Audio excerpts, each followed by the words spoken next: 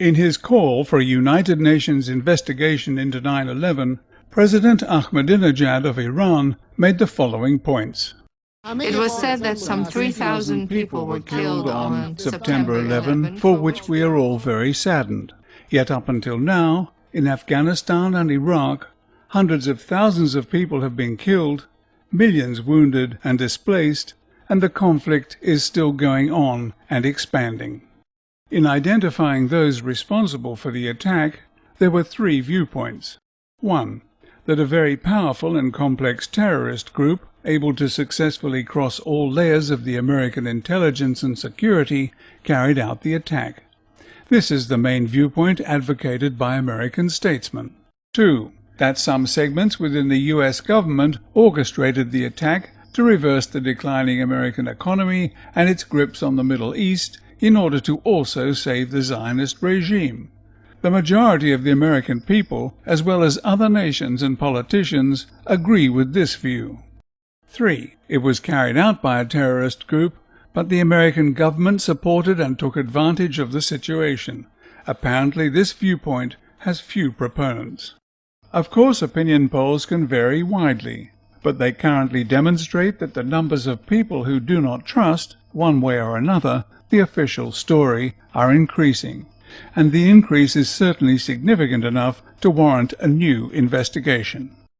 Nevertheless, President Obama responded with these comments. It was offensive. It was hateful. But President Ahmadinejad's remarks were neither offensive nor hateful. He was stating widely held views about the attacks of 9/11, and he also expressed his sorrow for those who were killed that day, something rarely heard from Americans about the people they kill, and who are often described merely as collateral damage.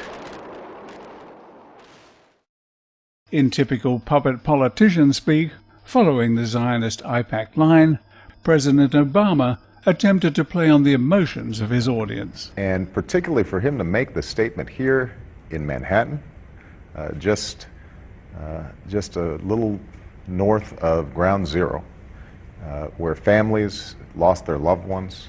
This is the kind of 9/11 rhetoric we've heard time and again, suggesting that it would be preferable to allow the real perpetrators to go unpunished because pursuing them might upset their victims' loved ones. But it doesn't address the issue. Was President Ahmadinejad's statement in any way accurate? Try an internet search using only these words, "For 9/11 Truth," and you will discover that there are many organizations who share Dr. Ahmadinejad's concerns and which are dedicated to finding out the truth about what really happened on September the 11th, 2001.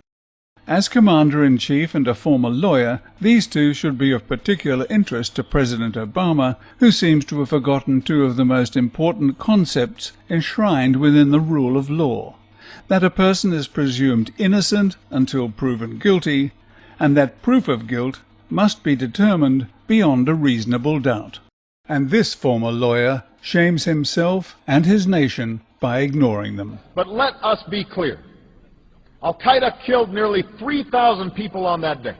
That so-called fact has never been proven beyond a reasonable doubt. It is based on hearsay. It is the language of a lynch mob.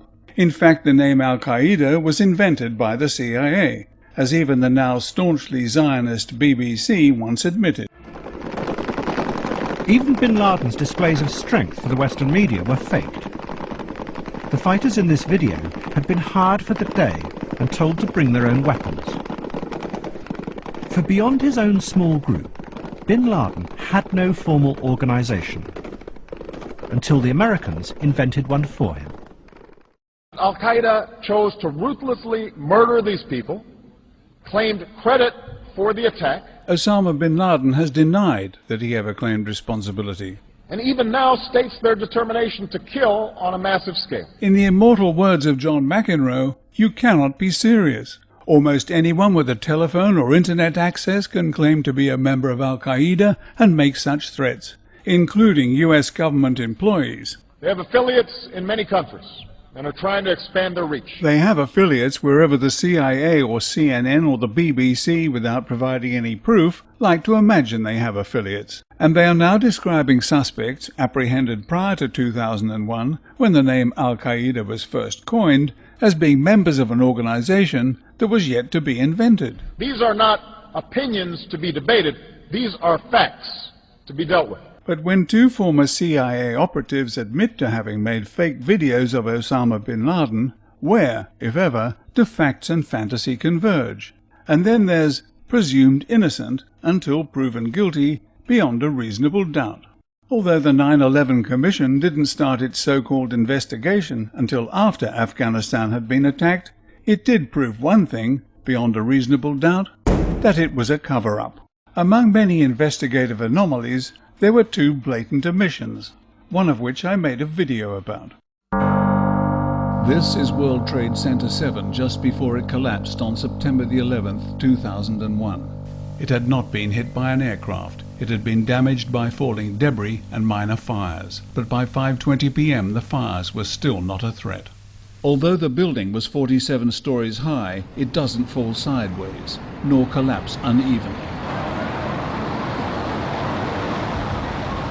For this to have happened, all of the building's vertical supports must have given way at almost exactly the same time. Yet the Federal Emergency Management Agency reported that the collapse was due primarily to fire. But what does it look like to you?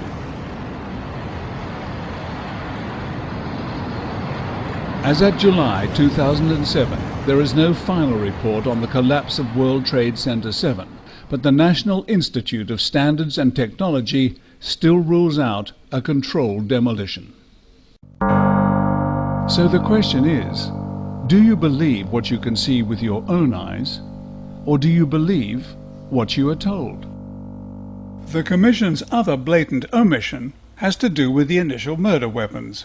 The 4 aircraft involved on 9/11 have never been forensically identified. This despite a considerable amount of aircraft debris found near the World Trade Center, at the Pentagon, and at the crash site of alleged United Airlines Flight 93 near Shanksville, Pennsylvania. There has been much speculation about the extent of the debris field here, as well as whatever it was that hit the Pentagon, or flew over it. And the FBI have just made a stunning admission about one of the alleged 9/11 air-to-ground telephone calls. And now the FBI tells us that the story Ted Olson told about these calls from his wife, those calls never happened. Ted Olson is still a free man. Not so Zacarias Moussaoui, the only person charged in the United States over the 9/11 attacks, and whose conviction and life sentence must now be looked upon as unsafe, if not a gross miscarriage of justice, because there is no evidence that the hijackers, if there were any, used box cutters, no evidence that Ted Olson talked to his wife, therefore no evidence of what went on inside alleged American Airlines Flight 77, which the Federal Aviation Administration says disappeared from the radar. So there is now no evidence that Flight 77 returned to Washington, and no video evidence of a Boeing 757 hitting the Pentagon, because all the world has been shown of the alleged event is this. Of course, an examination of the serial numbers on the engine debris, for example, would have settled the matter way beyond a reasonable doubt, but apparently no such examination was carried out. And the fact that the engine core found in Murray Street ended up in a landfill on Staten Island leads to the mind-boggling conclusion that there was never any intention on the part of the United States government to have these large pieces of primary evidence forensically matched to the planes that were allegedly hijacked. The National Transport Safety Board is the government agency usually involved in air crash investigations, but in a letter to a 9/11 researcher, Aidan Monaghan, they have stated the following. This letter responds to your FOIA request dated July 11, 2008, which you requested copies of records revealing the process by which wreckage recovered from aircraft during the terrorist attacks of September 11, 2001 was positively identified as belonging to... And here the flights and aircraft tail numbers are listed. And then comes this stunning admission. Unfortunately, the NTSB doesn't have any records regarding the above requested information. So, if the NTSB doesn't have such information, which US government agency has? The Federal Aviation Administration or the FBI, perhaps? But as Aidan Monahan discovered, neither are about to give it up. So at this point, no one will be surprised to learn that the copies of these documents, which are available on the internet, have one thing in common. The serial number of the device from which the information was alleged to have been derived is missing. And to borrow a phrase or two, these are not opinions to be debated. These are facts to be dealt with. Of course, President Obama used those phrases in quite a different way. But the question remains, will the United Nations take up President Ahmadinejad's challenge and put a stop to this?